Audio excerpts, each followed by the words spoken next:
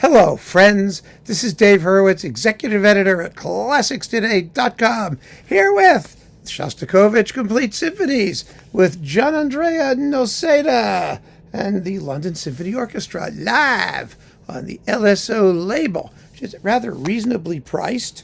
10 SACD set. This was recorded over about 9 years, from 2016 to this year, I believe. You also get the Festive Overture. And if you download the set, I need to tell you, you get Noseda talking about each symphony as well, just for 30 seconds to a minute. And frankly, not everything he says is like all that helpful. Like he says the ninth has no trombones, then he talks about the trombones in like the fourth movement, pardon me. Anyway, but it's a nice touch. Let's just leave it at that. And the performances are really very good. At ClassicsToday.com, you can take a look. We reviewed Symphonies 8, 9, and 10 quite favorably. And then I lost track of the series. So meanwhile, they just kept coming, and I kept ignoring them.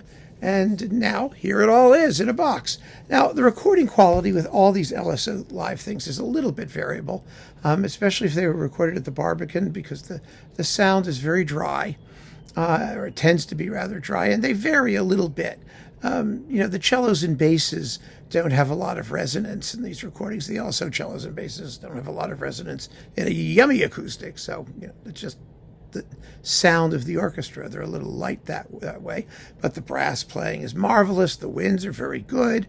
I mean, the strings aren't bad. Of course, percussion's terrific. They're in good shape orchestrally.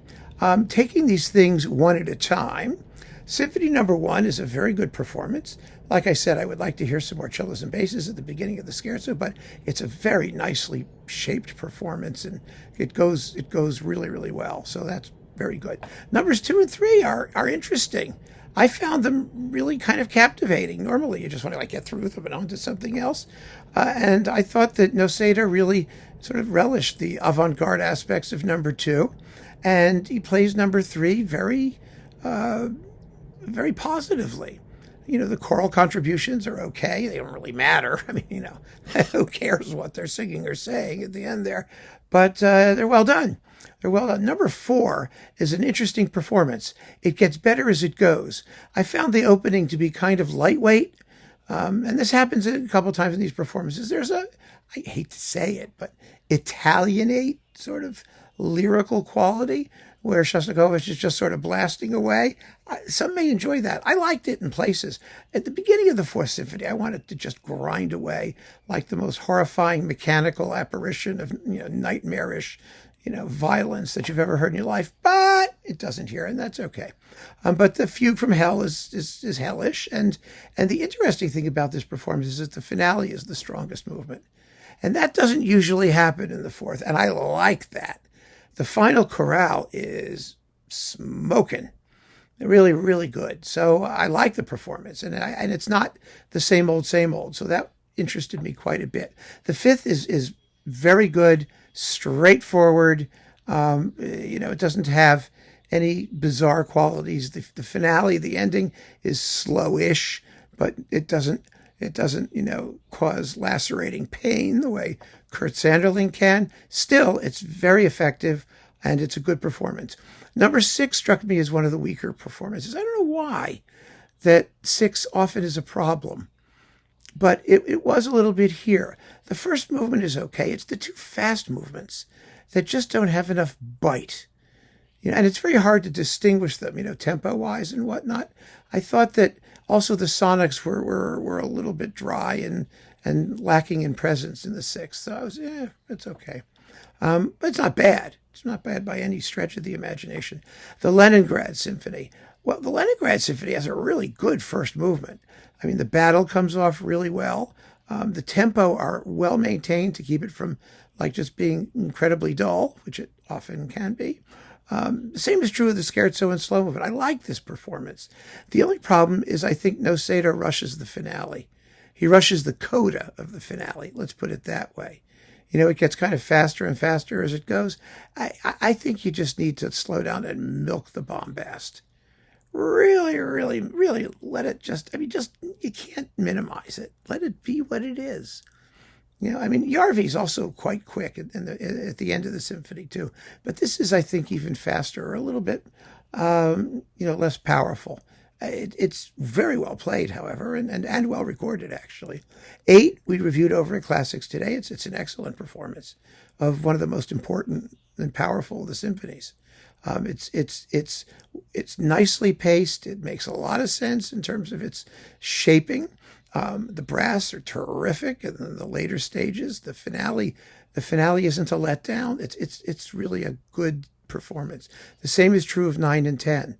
9 is witty, and it does have trombones, which is good. It's witty, and the tempos are nicely chosen, and it just is good, solid rock'em sock'em performance.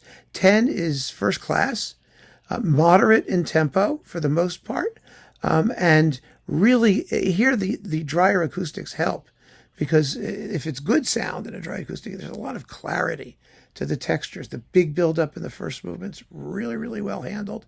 The Stalin scherzo, well, it could be more vicious, I suppose, but it doesn't lack anything for, pure venom.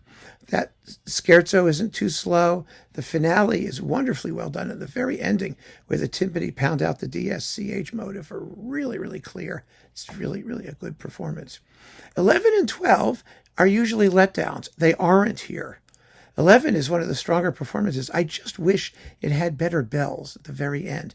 But the opening movement does not, as it does with Rostropovich with his LSO recording, the opening movement moves. It's very repetitious, and it's very soft, and it can't take forever. It doesn't. The violent stuff in the second movement, the massacre, is really, really brutal. It's a really good performance. And the ending is very, very exciting. Like I said, I just wished it had sort of clangier, deeper bells, but it's first class. And so is 12. 12, which he actually talks about 12 a little bit and says rather nice things about it, which is maybe he's counsel for the defense. Who knows? But he does a really good job in making a case for it. The first movement is, the first movement is the first movement. It's movie music, and he milks it a little bit, which is great. He's not embarrassed. The serene and gloomy second movement is serene and gloomy.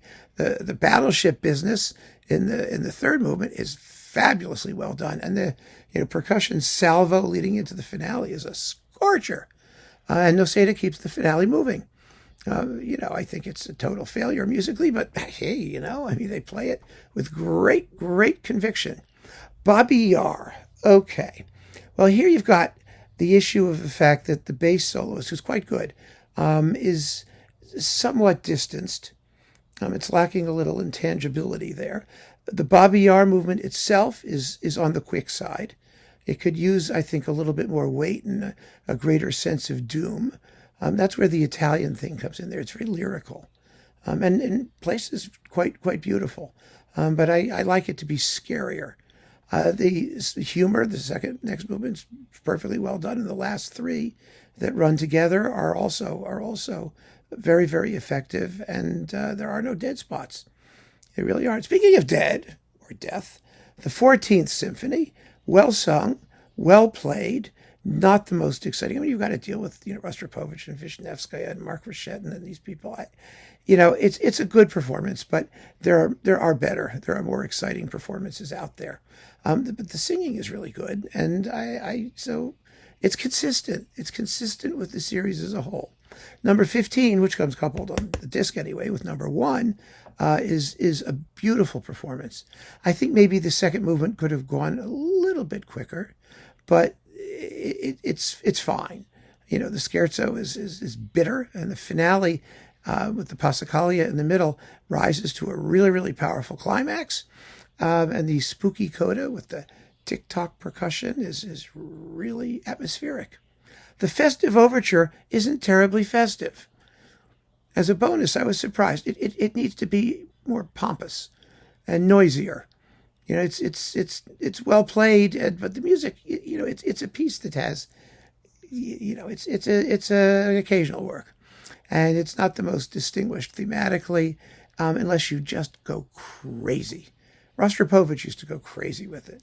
I saw him do it as an encore, and where he had like extra brass and all that stuff. And it just tore into the allegros at an insane tempo, and it was the greatest encore you've ever seen in your life. You got to play it like that.